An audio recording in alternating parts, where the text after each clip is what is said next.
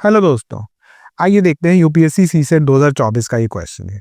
तो क्वेश्चन कहता है the calendar for the year 2025 is same for, और मुझे चार ऑप्शन है 2029, 30, 31, 33, है ना। तो ईयर 2025 की बात कर रहा है ना। तो पहले मुझे ये समझना है कैलेंडर सेम का मतलब क्या होता है। कैलेंडर सेम मतलब आप एक पर्टिकुलर ईयर की कोई भी डेट ले लीजिए और जो डिजायर्ड ईयर है उसकी भी कोई एक डेट ले लीजिए, तो दोनों डेट्स पे सेम डे आना चाहिए। Same day as in same day of the week. अगर इधर मंडे आया इस डेट पे, तो इस डेट पे इधर भी मंडे ही आना चाहिए। तो बोलेंगे इन दोनों ईयर्स का कैलेंडर बिल्कुल सेम।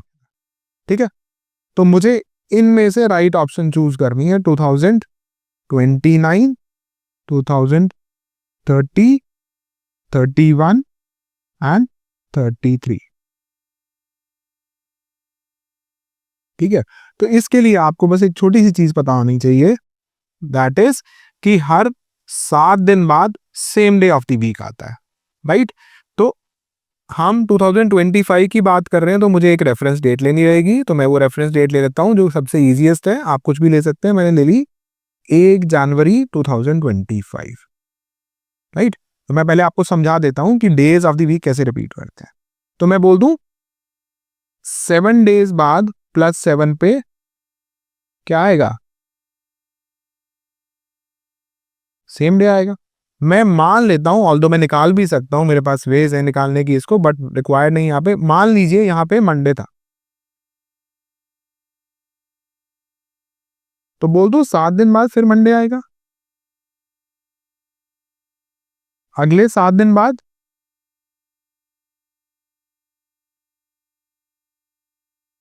फिर मंडे आएगा, राइट।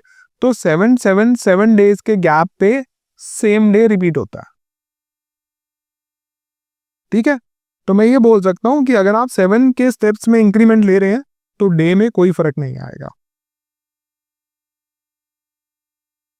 ठीक है, अब मैं एक बहुत बड़ा जंप लेता हूं। लेट्स से मैं 1 जनवरी 2025 से कहां जंप किया, 1 जनवरी 2026, है ना। तो यहां से यहां मैं कितने डेज आगे बढ़ गया, मैं बोल दूं 365 डेज आगे बढ़ गया। 365 को मैं बोल सकता हूं दैट इज 52 बार 7 के जंप्स लिए, बिकॉज 52 वीक्स होते हैं, +1, है ना। बोल सकता हूं ना ये।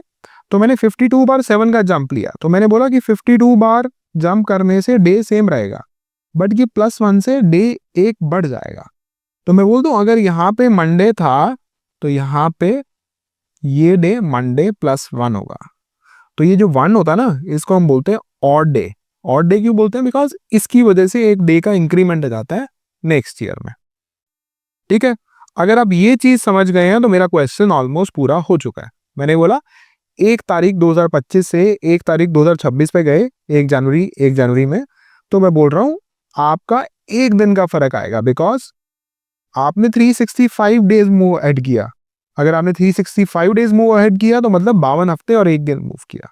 ठीक है, अब इसी स्टोरी को आगे बढ़ाते हैं। अब आप क्या कर रहे हैं, इसको थोड़ा सा ऊपर ले लेते हैं। यहाँ पे 1/1/2026 से 1/1/2027 में क्या हुआ, यहां आप बता चुके हैं मंडे +1 था। तो बोल दो यहां से यहां भी तो आपने 365 डेज मूव किया, तो एक और डे आएगा, तो ये मंडे +2 हो जाएगा। कैलेंडर कब सेम होगा, जब ये चीज मंडे +7 आ जाएगी, 7 ऑड डेज मतलब सेम डे आ। अब बताइए 1/1/2028 क्या आएगा, कितने ऑड डेज आएंगे बताइए। यहाँ पे मैं ये बोल सकता हूँ 1/1/27 से 1/1/28 तक आपने कितने 365 किए या 366 किए, 365 किए। बिकॉज जो 366 डेज आएंगे वो फरवरी 2028 में आएंगे। अभी आप फरवरी 2028 तक पहुंचे हैं, नहीं पहुंचे हैं, तो आपका एक और डे आएगा, राइट। तो ये हो जाएगा मंडे +3। अब जब 1/1/2029 तक पहुंचेंगे आप, तो आपने यहां से यहां 2 ऑड डे कर दिए होंगे, बिकॉज अब आप क्या कर रहे हैं, 366 डेज ट्रेवल कर रहे हैं। 366 डेज मतलब 2 एडिशनल डेज, तो ये मंडे +4 की जगह मंडे +5 आएगा। अब देखिए 1/1/2030, अब तो सेम स्टोरी चलेगी, ये हो जाएगा मंडे +6, बिकॉज आपने 365 डेज किए। एंड फाइनली 1/1/2031, बोल दूं Monday +7, because again 365, that is 1 odd day. ठीक है, तो 1/1/25 और 1/1/2031 को मंडे था, या मंडे +7 इज अगेन मंडे, तो they'll have the same calendar. So my answer would be C, 2031, है ना। क्या मैं इस क्वेश्चन को डायरेक्टली कर सकता था? यस, मैं बोल सकता था कि जी आप ऑप्शन देखिए 2025 एंड 2031। मैं बोल दूं आपने कितने ईयर्स मूव किए? 6 ईयर्स। ठीक है, तो 6 ऑड डेज तो वैसे आ गए, है ना। क्या बीच में कोई लीप ईयर आया है? हाँ आया है। जब आप 1/1/28 से 1/1/29 तक गए हैं, तो एक ऑड डे उसके लिए एक्स्ट्रा कर दीजिए, तो टोटल 7 ऑड डेज हो गए, है ना।